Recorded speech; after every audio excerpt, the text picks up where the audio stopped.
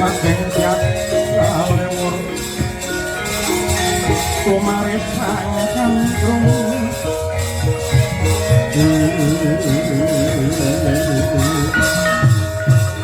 sukawi bumi pro pangoyo parandrat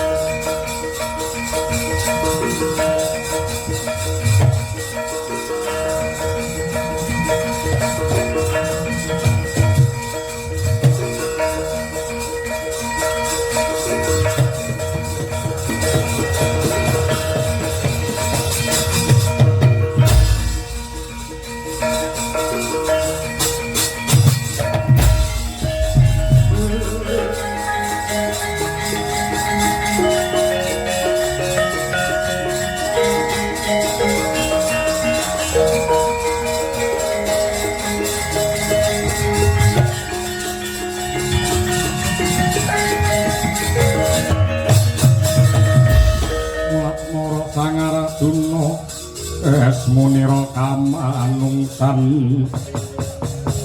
sawangnya gendreh memanis liringe dikamantyan Kakang Badranaya apa merga umurku sing wis semene akeh banjur mripatku ora permana nyawang kahanan kang nyata ingkang dipun kersakaken kados pundi kewan kuwi mau ngerti-ngerti ngrabosa kelawan Janaka nyerang kelawan Arjuna banjur tak tibani jemparing kabeh padha mati ning eloke kaya ana wewayangane para kadang saka Kurawa ingkang metu saka kewan-kewan kuwi mau iki werdine piye Kakang Badranaya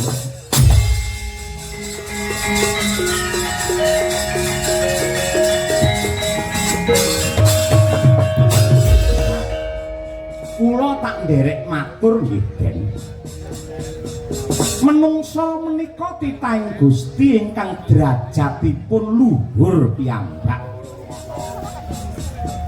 karana kalian pangeran menungsa niku dipun paringi mutiara papat sing makhluk liyane menungsa niku mboten duwe mutiara papat kala wau siji agama loro moral angka telu akal angka papat rasa isin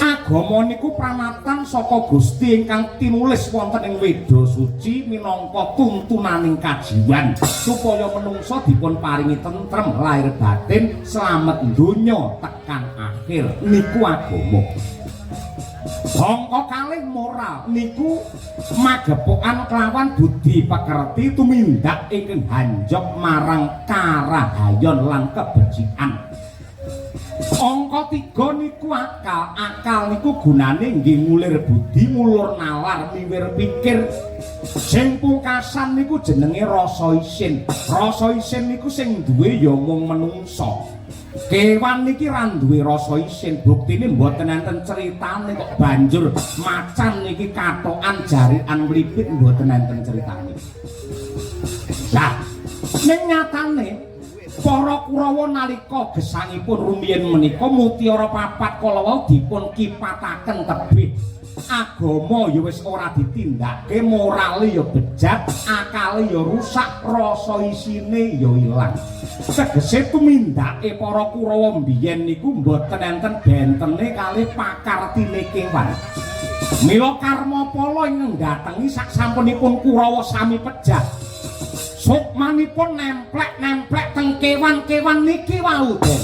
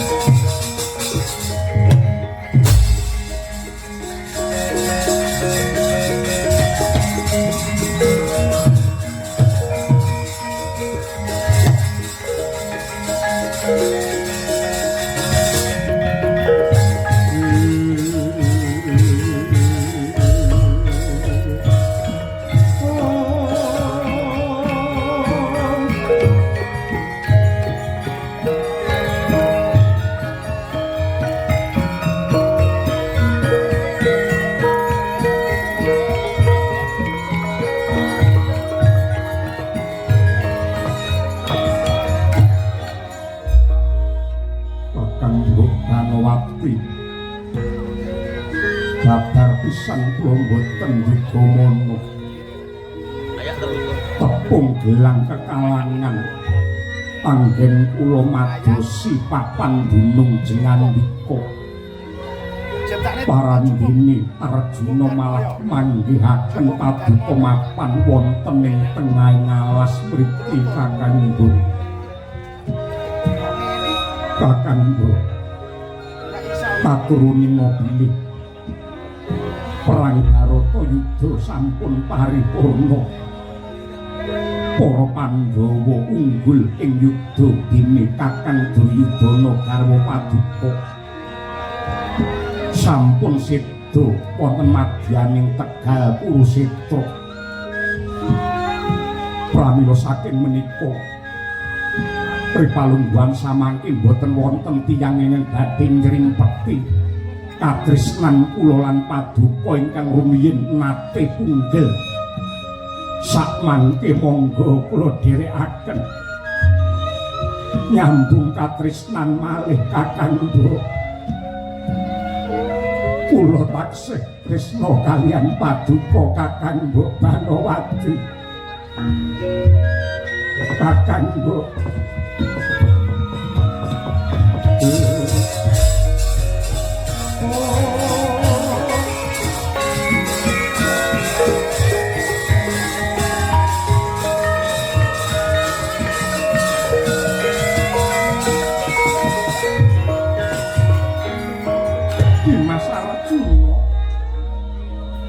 Siati aja kleru, siati aja luput. Anggonmu nyokro bawa kelawan kahanane Banowati. Pun Kakang ngakoni lamun to mbiyen sadurunge Banowati Palakrama, aku nate gandeng tresna kelawan Siadi. Nanging wiwit Banowati dipalakrama kelawan Sinuwun Prabu Duryudana, sejarahku kelawan kowe wis tak kubur jero. Aku wis sumpah kelawan Sinuwun Prabu Duryudana sebaya mukti sebaya pati. Ora ana priya sing ndak tresnani nganti kukuting uripku kejaba mung Sinuwun Prabu Duryudana. Layar Arjuna Ripalungguhan iki wis dudu bocah enom menep. Sing menep rasamu Yodi, aja kedlarung-dlarung angin ngumbar kelawan nafsumu Janaka.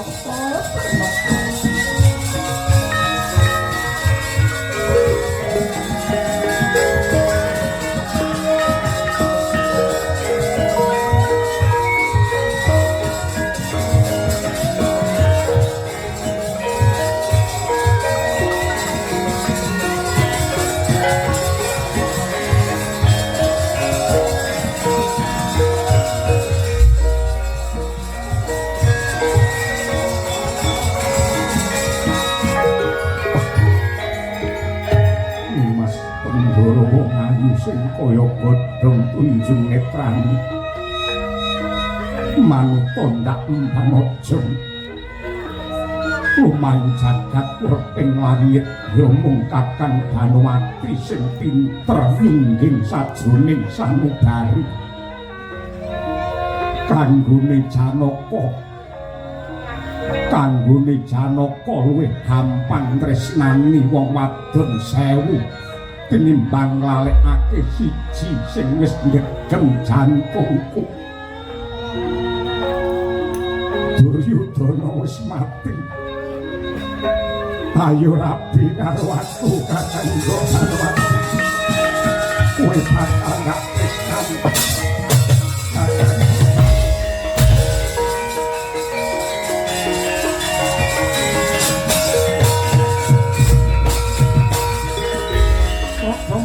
Lereke netap supaya sinipi aja bang mawinga wengis netra kocak ngundarandir. Janaka wiwit kuncung nganti gelung wiwit biyen nganti saiki parandene pakartimu nek ora wah babar pisan. Kowe wis dudu canom wis wong tuwa. Haji nek kaya ngono. Nadyan to upamane Sinuwun Prabu Duryudana wis seda ora bakal aku ngemis katresnan karo diapurmu. Aku ngerti karo watakmu. Kowe tansah goleki aku Wong kuwi nek bisa ngrenggut marang jatining pemarem ya wis ora bakal golek aku meneh. Aku apa wacake wong lanang kene dapurmu ngono kuwi. Sumpah Banowati yang pancen ripalungguhan iki Sinuwun Prabu Duryudana sedo aku ya melu mati pisan.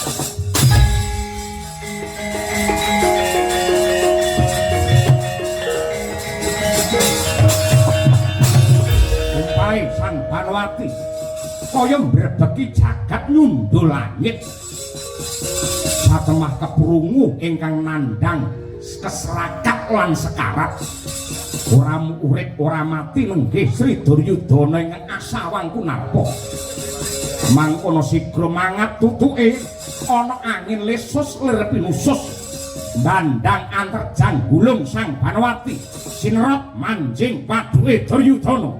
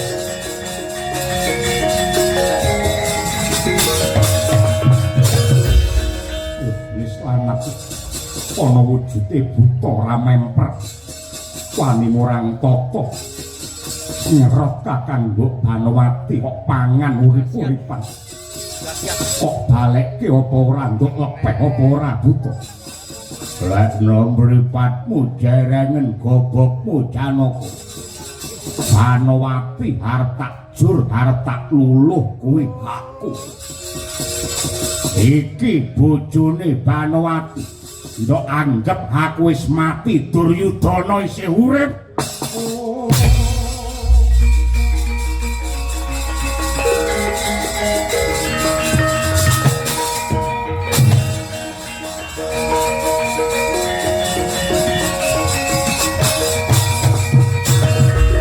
Janji ora keopek. Tak tibani jemparing brodol wadukmu. Ayo jemparingmu tibakno. Yen aku mati Banowati ya melu mati. Apa kaya ngono ku sing jenenge katresnan sejati Janaka. Tibakno. Nadyan to akeh sing ngarani kowe iki wong utama, Pandhawa ki wong luhur. Ning kanggone Duryudana, sejatine Janaka ki wong nista sing kudungan dharma jangkem.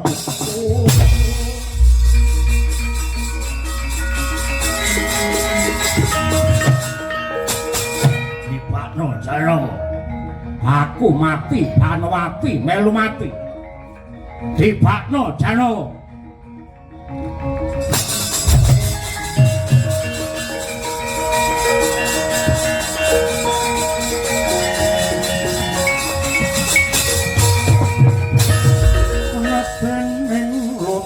Kawang-wang ngekono pangsumirat